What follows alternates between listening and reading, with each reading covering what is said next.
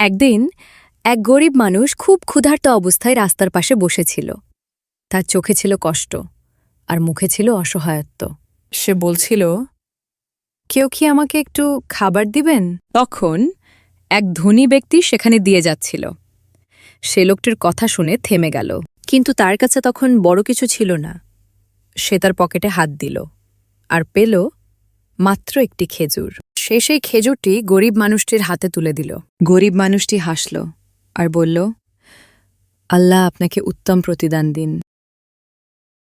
সেই রাতে ধনী ব্যক্তি স্বপ্ন দেখল, তার সেই ছোট খেজুর আল্লাহ পাহাড় সমান সোয়াবে পরিণত করেছেন। তাই মনে রাখবেন, ছোট দান বলে কিছু নেই।